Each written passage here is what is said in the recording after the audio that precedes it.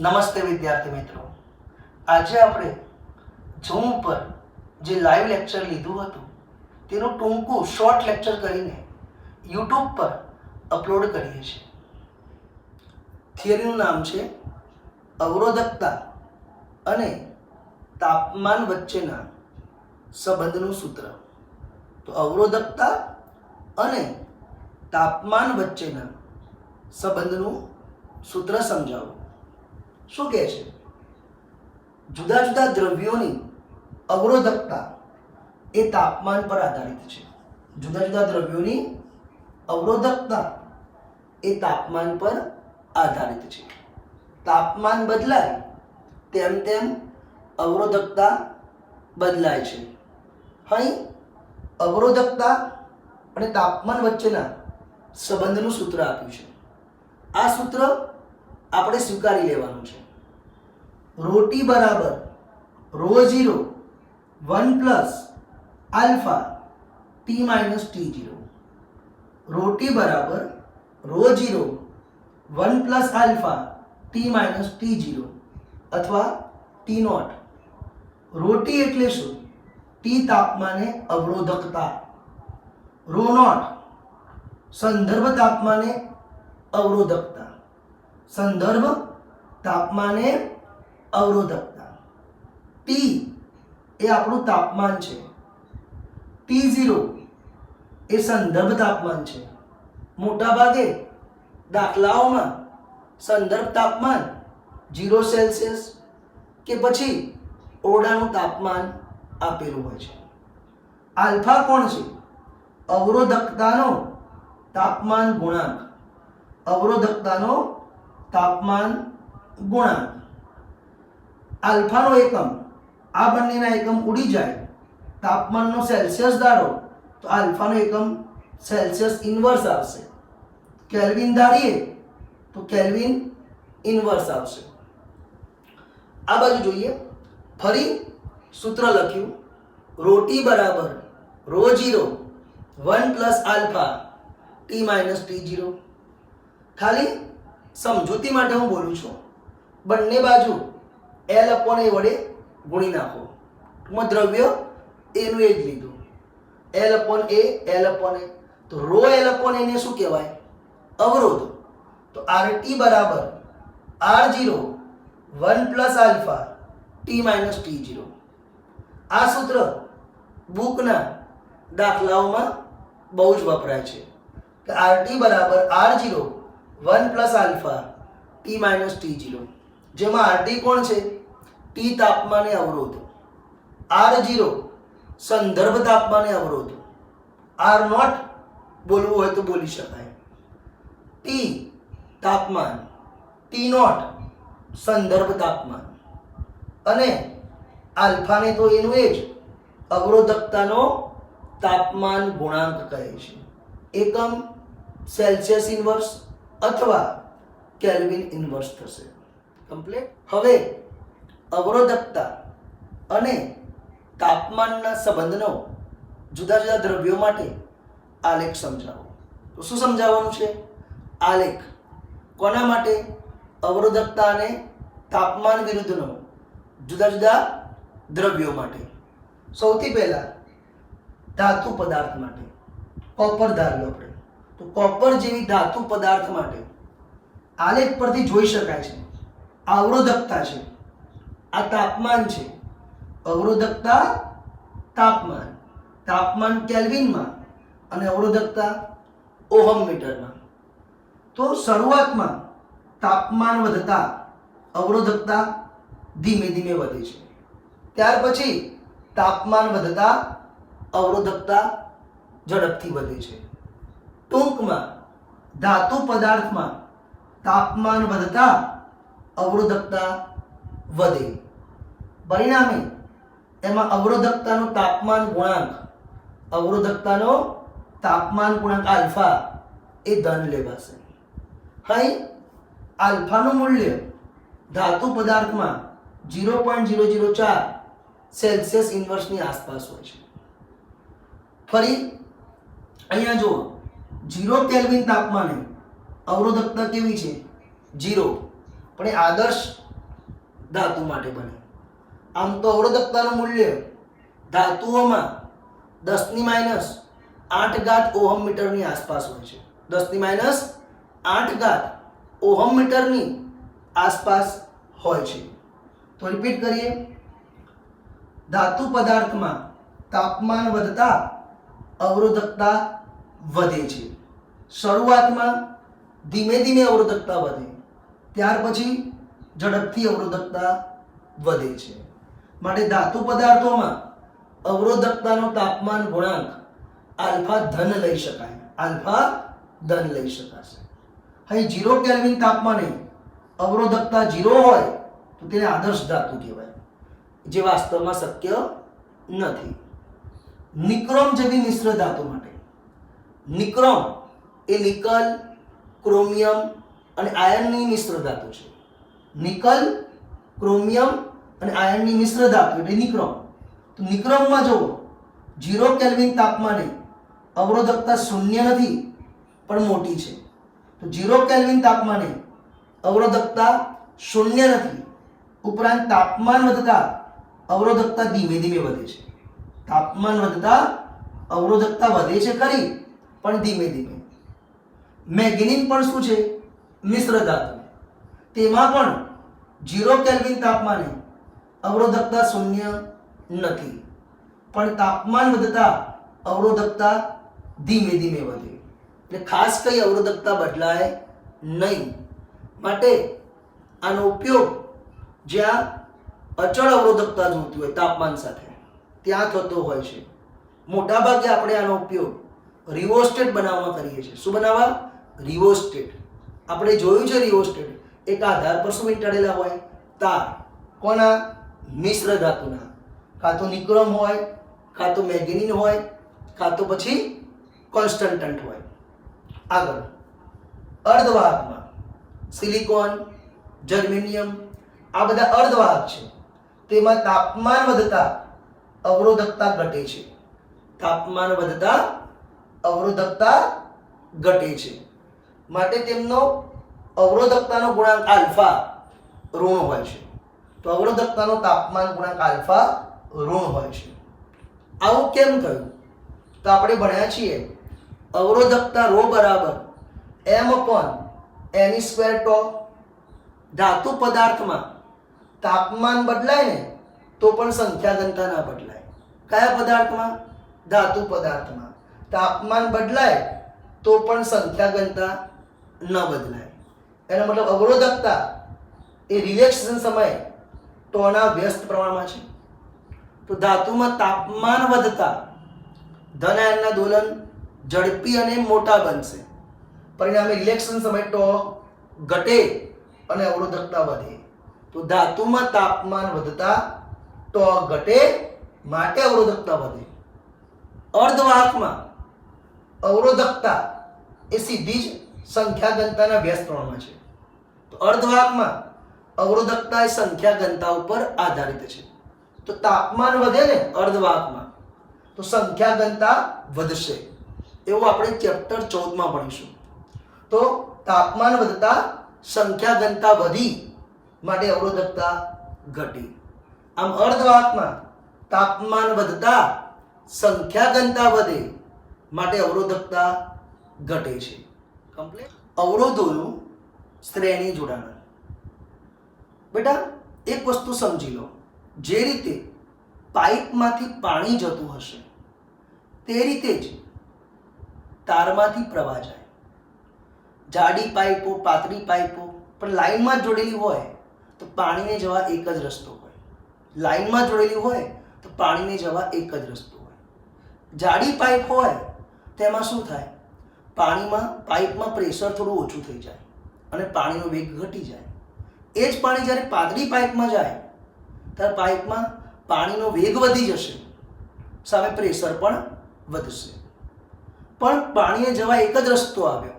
માટે દરેક પાઇપમાં ભલે જાડી પાઇપ હોય કે પાતળી પાઇપ હોય, જથ્થો કેવો રહેશે? સરખો જ રહેશે. તો અવરોધોનું શ્રેણી જોડાણ. તો શું કહે છે? એક કરતાં વધારે અવરોધોને એવી રીતે જોડીએ કે પ્રવાહને પસાર થવા માત્ર એક જ માર્ગ હોય. એક કરતાં વધારે અવરોધોને એવી રીતે જોડીએ કે વહેતા પ્રવાહને એક જ માર્ગ હોય તો આવા જોડાણને અવરોધોનું શ્રેણી જોડાણ કહે છે. અહીં પ્રવાહને એક જ માર્ગ છે માટે દરેક અવરોધમાં પ્રવાહ સરખો હોય છે. દરેક અવરોધમાં પ્રવાહ સરખો હોય છે, પણ દરેક અવરોધમાં પીડી વેચાય છે. ટૂંકમાં શું બોલી શકાય? શ્રેણી જોડાણમાં દરેક અવરોધમાં વહેતો પ્રવાહ સમાન, જે બેટરી જેટલો હોય, અને દરેક અવરોધમાં પીડી શું થશે? વેચાશે. આકૃતિમાં R1 અને R2 બે અવરોધ બેટરી સાથે શ્રેણીમાં છે. R1 અને R2 અવરોધ બેટરી સાથે શ્રેણીમાં છે.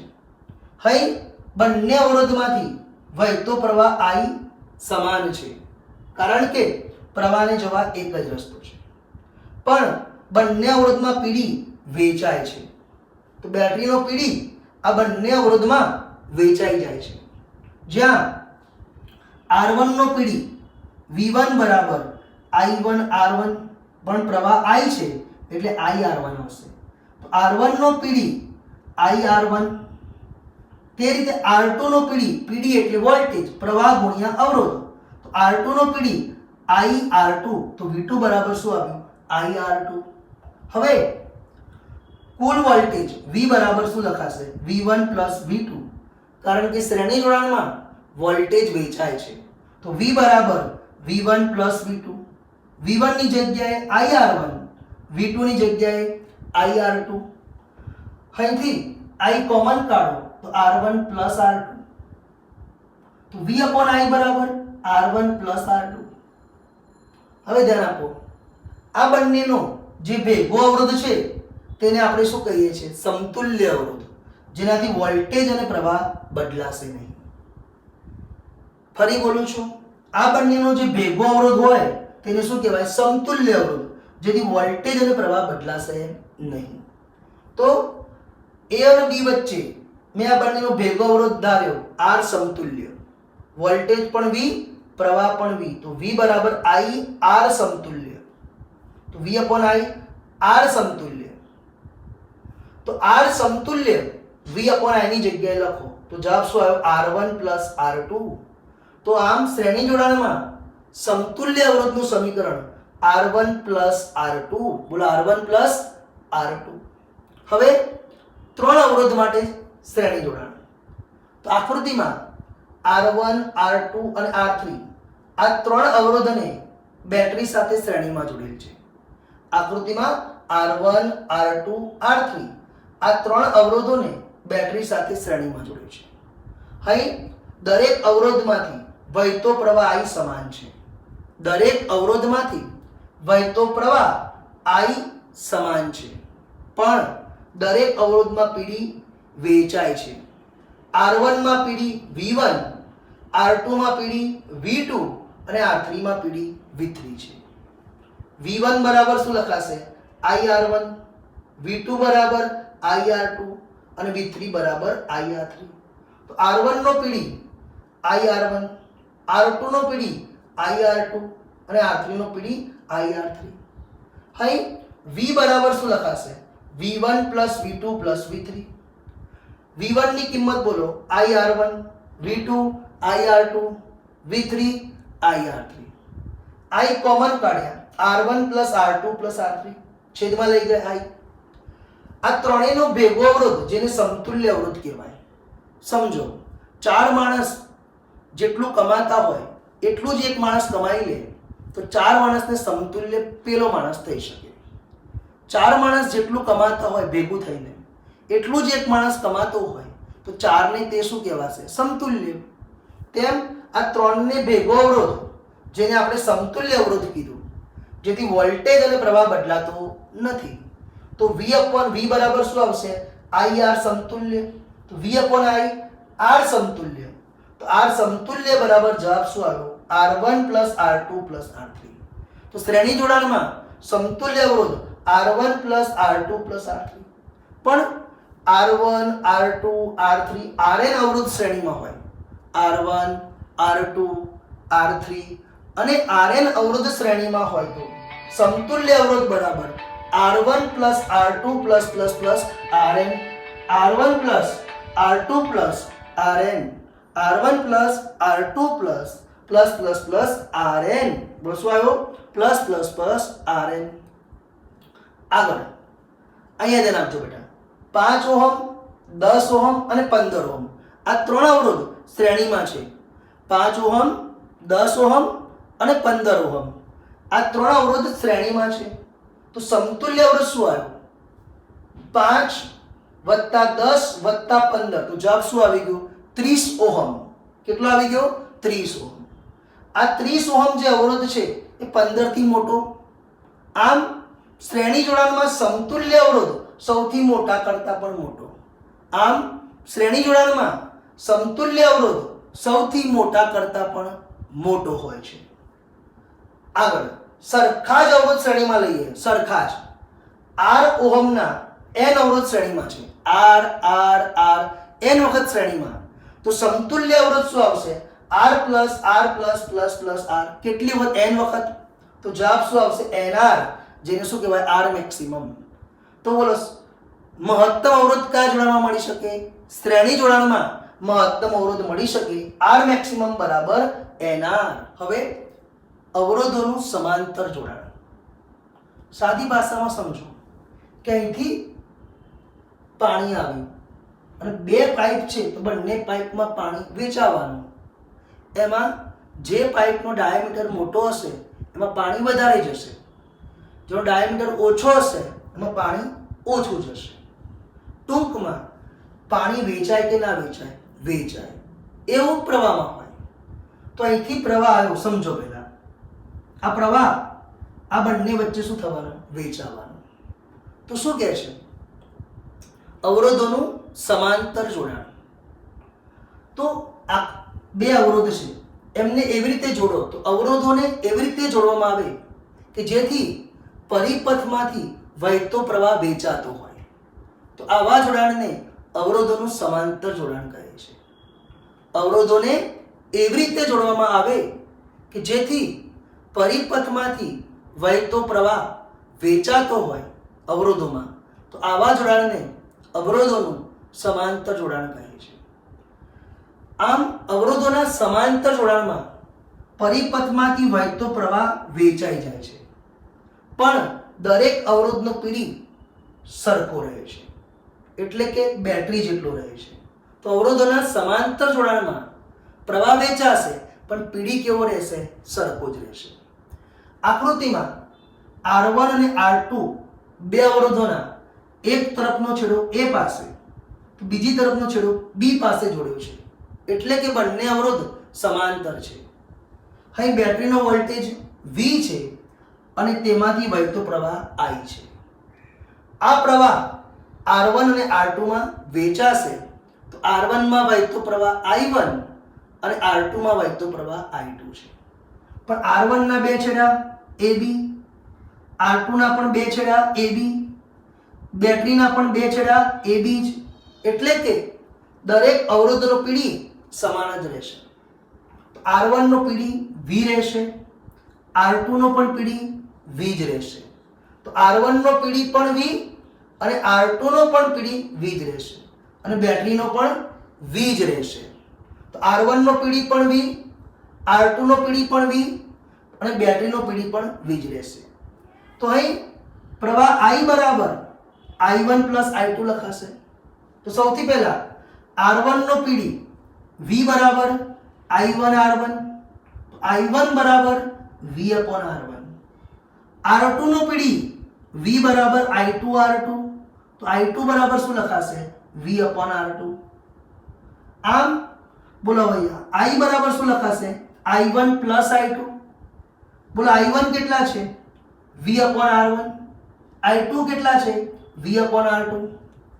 V કોમન લઈ લો તો I બરાબર V 1 upon R1 plus 1 upon R2.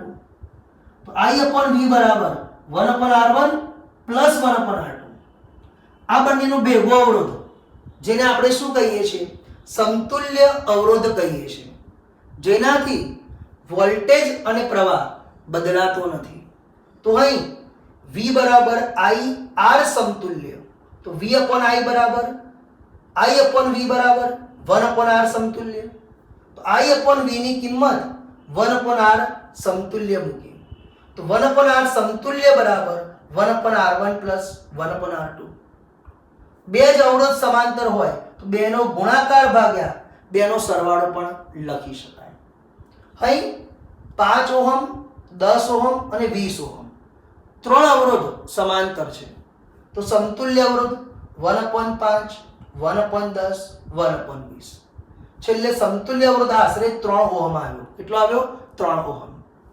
તો સૌથી નાનો અવરોધ 5 છે અને સમતુલ્ય 3 છે, તો શું બોલાય? સમાંતરમાં સમતુલ્ય અવરોધ સૌથી નાના કરતા પણ નાનો હશે, સૌથી નાના કરતા પણ નાનો હશે. તો પરિપથમાં જે અવરોધ નાનો હોય એનથી પણ સમતુલ્ય અવરોધ નાનો જ આવશે. કયા જોડાણમાં? સમાંતર જોડાણમાં. કમ્પ્લીટ. હવે ત્રણ અવરોધોનું સમાંતર જોડાણ.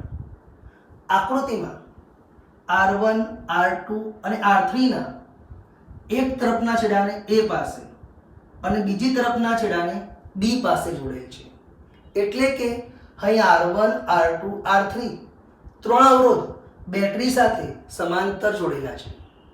અહીં બેટરીમાંથી એટલે કે પરિપથમાંથી વહેતો પ્રવાહ I છે. આ પ્રવાહ ત્રણેય અવરોધોમાં વહેંચાશે. તો R1 માં પ્રવાહ I1, R2 માં પ્રવાહ I2 અને R3 માં પ્રવાહ I3 છે. પણ આ ત્રણેય અવરોધોના પીડી સમાન છે. V V અને V બેટરીનો પણ પીડી V, કારણ કે સમાંતરમાં દરેક અવરોધનો પીડી સમાન પણ પ્રવાહ શું થયો? વહેંચાઈ ગયો.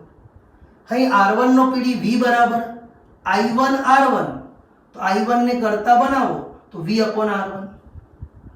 R2 નો પીડી V બરાબર I2 R2, I2 ને કરતા બનાવો તો V upon R2. તે જ રીતે I3 બરાબર V upon R3. આપણે અહીં પ્રવાહ વહેંચાતા હોવાથી પ્રવાહને કરતા બનાવ્યા. I1 R1 નો પ્રવાહ, I2 અવરોધ R2 નો પ્રવાહ, I3 અવરોધ R3 નો પ્રવાહ. તો અહીં કુલ પ્રવાહ I બરાબર I1 plus I2 plus I3. I1 V upon R1, I2 V upon R2, I3 V upon R3. V common કાઢી દીધા, તો I બરાબર V 1 upon R1 plus 1 upon R2 plus 1 upon R3. V છેદમાં લઈ ગયા. આ ત્રણનો ભેગો અવરોધ જે લઈએ જેને આપણે શું કહીએ છીએ? સમતુલ્ય અવરોધ, જેથી પરિપથનો પ્રવાહ અને વોલ્ટેજ બદલાશે નહીં. તો V બરાબર I R સમતુલ્ય, તો I upon V 1 upon R સમતુલ્ય, તો 1 upon R સમતુલ્ય બરાબર 1 upon R1 plus 1 upon R2 plus 1 upon R3. અહીં R1 R2 R3 Rn અવરોધ શ્રેણીમાં હોય, સમાંતર હોય તો સમતુલ્ય અવરોધ 1 upon R1 plus 1 upon R2 plus 1 upon Rn. આપણને ખબર છે સમાંતરમાં સમતુલ્ય અવરોધ જે મળવાનો એ સૌથી નાના મૂલ્ય કરતાં પણ નાનો મળશે. સરખા જ R મૂલ્યના n અવરોધ સમાંતર હોય, આ પણ R R R એવા n અવરોધ સમાંતર હોય તો સમતુલ્ય અવરોધ 1 upon R plus 1 upon R plus 1 upon R n વખત, એટલે n upon R. તો R સમતુલ્ય શું આવે? R by n, જેને R મિનિમમ કહીશું. તો બોલો, સરખા જ અવરોધ સમાંતર હોય તો R મિનિમમ બરાબર R by n. R કોણ છે? એક અવરોધનું મૂલ્ય, અને n કોણ છે? તેમની સંખ્યા. કમ્પ્લીટ. હવે શ્રેણી જોડાણ અને સમાંતર જોડાણ વચ્ચેનો તફાવત. અવરોધોના શ્રેણી જોડાણમાં વહેતા પ્રવાહને એક જ માર્ગ હોય, જ્યારે સમાંતર જોડાણમાં વહેતા પ્રવાહને એકથી વધુ માર્ગ હશે. તો શ્રેણીમાં વહેતા પ્રવાહને એક જ માર્ગ, સમાંતરમાં વહેતા પ્રવાહને એકથી વધુ માર્ગ હશે. આમ શ્રેણીમાં દરેક અવરોધમાં વહેતો પ્રવાહ સમાન પણ પીડી વહેંચાશે. સમાંતરમાં દરેક અવરોધના બે છેડા વચ્ચે પીડી સમાન પણ વહેતો પ્રવાહ વહેંચાશે. અહીં પીડી વહેંચાશે. સમતુલ્ય અવરોધનું સૂત્ર R1 + R2 +++ Rn. અહીંયા 1/R સમતુલ્ય બરાબર 1/R1 + 1/R2 +++ 1/Rn. હવે સમતુલ્ય અવરોધ પરિપથમાં જે સૌથી મોટો અવરોધ હશે તેનાથી પણ મોટો હશે. તો સમતુલ્ય અવરોધ પરિપથમાં જે સૌથી મોટો અવરોધ છે તેનાથી પણ મોટો અવરોધ હશે. ટૂંકમાં આપણે મોટા મૂલ્યના અવરોધ બનાવવો હોય તો કયું જોડાણ લઈશું? શ્રેણી અવરોધ. સમાંતરમાં સમતુલ્ય અવરોધ સૌથી નાના મૂલ્ય કરતાં પણ નાનો હશે. પરિપથમાં જે અવરોધ નાનો હશે ને એનાથી પણ સમતુલ્ય અવરોધ નાનો આવશે. સરખા જ અવરોધ શ્રેણીમાં હોય R R R તો શું જવાબ આવશે? NR, જેને R મેક્સિમમ કહીએ છીએ. સરખા જ અવરોધ સમાંતર હોય R R R તો સમતુલ્ય અવરોધ R મિનિમમ R/N આવશે. હવે બેટા કેપેસિટરની વાત કરીએ. ચેપ્ટર 2 માં ભણ્યા હતા. તો કેપેસિટરમાં શ્રેણી જોડાણ હોય તો સમતુલ્ય અવરોધનું સૂત્ર અહીંયા સમાંતર જેવું આવે છે. 1/C સમતુલ્ય બરાબર 1/C1 + 1/C2 + 1/Cn. એટલા માટે અહીં C મિનિમમ શું આવે? C/N. પણ કયા જોડાણમાં? શ્રેણી જોડાણમાં. આવું અવરોધમાં સમાંતરમાં થાય. બીજું, કેપેસિટરનું શ્રેણી જોડાણ હોય તો પણ પીડી જ વેચાય અને વિદ્યુતભાર દરેક કેપેસિટર પર સમાન રહેતો. તો શ્રેણી જોડાણમાં દરેક કેપેસિટર પર વિદ્યુતભાર સમાન પણ પીડી વેચાય. સમાંતરમાં શું હતું? સમતુલ્ય કેપેસિટન્સ C1 + C2 + Cn. સરખા જ કેપેસિટર સમાંતર હોય તો NC. આવું જ સૂત્ર અવરોધમાં સમાંતરમાં છે અને અહીંયા શ્રેણીમાં છે.